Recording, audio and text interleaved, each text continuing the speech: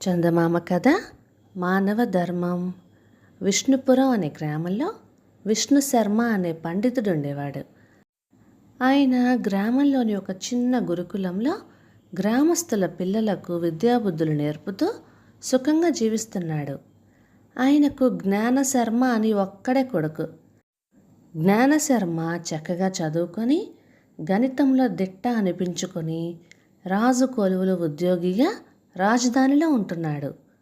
విష్ణు శర్మ ఉపాధ్యాయ వృత్తి కారణంగా తనకు తాతల నుంచి వచ్చిన పొలాన్ని స్వయంగా వ్యవసాయం చేయలేక రాజన్న అనే కాపుకు సేద్యానికిచ్చాడు. ఈ దంపతులకు నడి వయస్సులో సుబుద్ధి అనే కొడుకు పుట్టాడు. అతడు పేరుకు తగ్గట్టుగానే విష్ణు శర్మ గురుకులంలో శ్రద్ధగా చదివి యుక్త వయస్కుడయ్యాడు. ఒకనాడు గురువుగారి కొడుకైన జ్ఞానశర్మ తల్లిదండ్రులను చూసి వెళ్లేందుకు భార్యాబిడ్డలతో విష్ణుపురం వచ్చాడు. అతడు రాజాస్థానంలో ఉన్నత పదవిలో ఉండటం వల్ల జోడు గుర్రాలు పూంచిన బండిలో వెంట 5 నౌకర్లు రావడం జరిగింది. ఆ వైభవం చూసిన సుబుద్ధికి తాను కూడా రాజు కొలువులో ఉద్యోగం సంపాదించాలి అన్న కోరిక కలిగి ఆ సంగతి తల్లిదండ్రులకు చెప్పాడు. రాజన్న రమణమ్మలు కొడుకు కోరిక విని విస్తుపోయారు. రాజన్న సుబుద్ధితో, బాబు, వ్యవసాయం మన కులవృత్తి. అవకాశం ఉండడం చేత నిన్ను విష్ణు శర్మ గారి గురుకులంలో చదివించాను. ప్రతివాడు ఉద్యోగమే కోరుకుంటే నేల తల్లిని సాకేదెవరు? చదువుకున్నాను కాబట్టి మట్టి పిసకడం అవమానం అని భావించి ఉద్యోగం కోసం వెంపర్లాడకు అన్నాడు. తల్లి రమణమ్మ కూడా ఇలా అన్నది. ఉద్యోగం అంటూ నిన్ను దూరంగా పంపించలేను నాయనా. నేల తల్లిని నమ్ముకున్న మేము నీతో ఉద్యోగపు టూర్లకు రాలేము కదా అన్నది. తల్లిదండ్రుల మాటలు సుబుద్ధి మనస్సును మార్చలేకపోయాయి.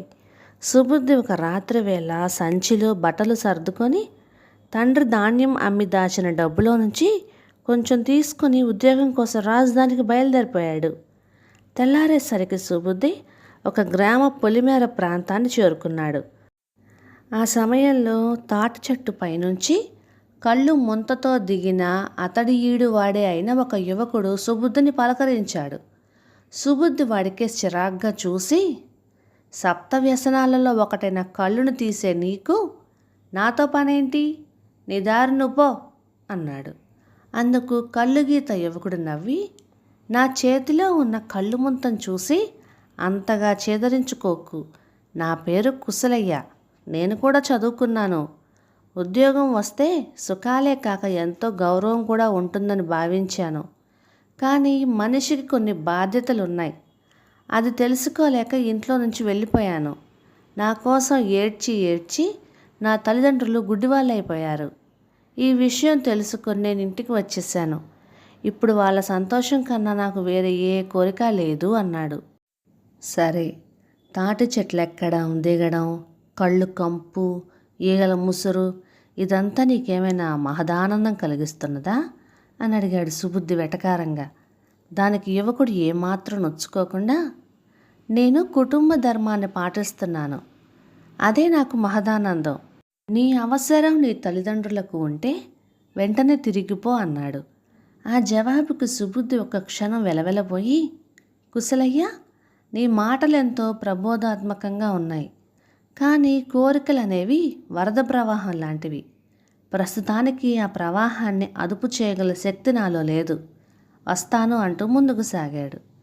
ఇప్పుడు సుబుద్ధికి తల్లిదండ్రులు గుర్తుకు రావడంతో అతడిలో దిగులు మొదలైంది. మధ్యాహ్నం వరకు ప్రయాణం సాగించి ఆకలి ప్రారంభం కావడంతో ఒక గ్రామం సమీపంలో ఉన్న పూరి ఇంటిని సమీపించాడు. ఆ ఇంట్లో నడివయస్కుడు ఒకడున్నాడు. అతడు చిందరవందరగా పడి ఉన్న ఏవో మూలికల మధ్య సగం నూరిన కల్వం పక్కన కూర్చుని ఏదో ప్రాచీన గ్రంథంలోకి పరిశీలనగా చూస్తున్నాడు. అతడు సుబుద్ధి అడుగుల చప్పుడు వింటూనే తలెత్తి చూసి, బాగా ఎండన పడి వచ్చారు, ఎక్కడికి ప్రయాణం అని అడిగాడు. ఆ ప్రశ్న, ఆ నడివయస్కుడు ఎత్తైన నుదురు, అతడిలో కనిపిస్తున్న ప్రశాంతత చూసి సుబుద్ధి చెల్లించిపోయి తన ప్రయాణం ఎక్కడికో ఎందుకో అంత వివరంగా చెప్పాడు. అంతా శ్రద్ధగా విన్న నడివయస్కుడు, నా పేరు గురునాథం, నా అనేవాళ్ళు లేరు. జీవితం మీద విరక్తితో ఉన్న సమయంలో ఒక సిద్ధుడు ఓదార్చి ఈ ప్రాంతానికి తీసుకొచ్చాడు. ఆయన రచించిన వైద్య గ్రంథం ద్వారా పలు వైద్య విషయాలు తెలుసుకుంటున్నాను. ప్రస్తుతం చూపు మందగించిన వారికి చూపు తెప్పించే మూలిక మందు తయారీలో ఉన్నాను. ఇది సిద్ధుడి ఆశ్రమం. ఆయన ఒక ముఖ్యమైన పని మీద ఉదయాన్నే బయటకు వెళ్ళారు. ఏ క్షణానైనా తిరిగి రావచ్చు అన్నాడు. ఒక పావు గంట గడిచే లోపలే సిద్ధుడు ఆశ్రమానికి తిరిగి వచ్చాడు. ఆయన సుబుద్ధి వృత్తాంతం అంతా తెలుసుకొని సేద తీరేలాగా భోజనం పెట్టి ఆదరించాడు. తర్వాత సిద్ధుడు సుబుద్ధితో, నీకు కనిపించిన కళ్ళు గీత కుశలయ్య గొప్ప జీవిత సత్యం చెప్పాడు. నాలాంటి సిద్ధులు, ఈ గురునాథం లాంటి వాళ్ళు ఎక్కడున్నా సరిపోతుంది. మాకు భవబంధాలు లేవు. లోకానికి ఉపయోగించే కొత్త విషయాలు కనుక్కోవడమే మా పని. కుశలయ్య ధన్యుడు. తల్లిని, తండ్రిని, కుటుంబాన్ని సేవించాలన్న మానవ ధర్మంతో తన వృత్తిలో గొప్పతనాన్ని చూశాడు. ఇందులో ఉన్న సత్యం నేను నిరూపిస్తాను.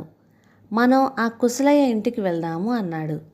సిద్ధుడు, సుబుద్ధి, గురునాథం కలిసి కుశలయ్య ఇంటికి వెళ్ళారు. చూపు లేని తన తల్లిదండ్రులకు కుశలయ్య భారతం చదివి వినిపిస్తున్నాడు. అతడు వచ్చిన ముగ్గురిని చూసి లేచి సాదరంగా ఆహ్వానించాడు. సిద్ధుడు అతడితో, కుశలయ్య, నీ తల్లిదండ్రుల సేవ మెచ్చదగినది. నీ కథంతా ఇదిగో ఈ సుబుద్ధి వల్ల తెలిసింది. నీ తల్లిదండ్రులకు వెంటనే చూపు తెప్పించగలిగే మూలిక మందు తెచ్చాను. మీ మనస్సుల్లో వీరికి చూపు రావాలని కోరుకుంటూ కళ్ళకు ఈ మందు పుయ్యండి అని ముందుగా గురునాథానికి మందు ఉన్న చిన్న బరిణె ఇచ్చాడు. గురునాథం దాన్ని కళ్ళకద్దుకొని, సిద్ధగురువర్యులు చెప్పిన విధంగా నేను ఈ మందు తయారు చేశాను. ఇన్నాళ్లకు మందు ప్రభావాన్ని పరీక్షించే అవకాశం వచ్చింది. మీకు చూపు వస్తే నా జన్మ ధన్యమవుతుంది అంటూ కుశలయ్య తల్లిదండ్రులకు కళ్ళకు మందు పూశాడు. 4-5 నిమిషాలు జరిగిన వాళ్ళకు చూపు రాలేదు. తర్వాత సుబుద్ధిని ప్రయత్నించమన్నాడు సిద్ధుడు.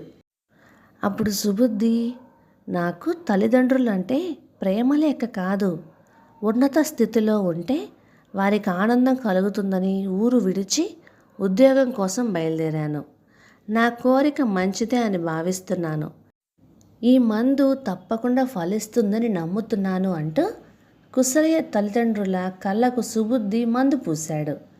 అందువల్ల ఏమాత్రం ఫలితం కనిపించలేదు. ఇది చూసి సిద్ధుడు చిరునవ్వు నవ్వి, వినండి, నా అనేవాళ్ళు లేకపోయినా గురునాథంలో తాను గొప్పవాడు కావాలన్న కీర్తికాంక్ష ఉంది.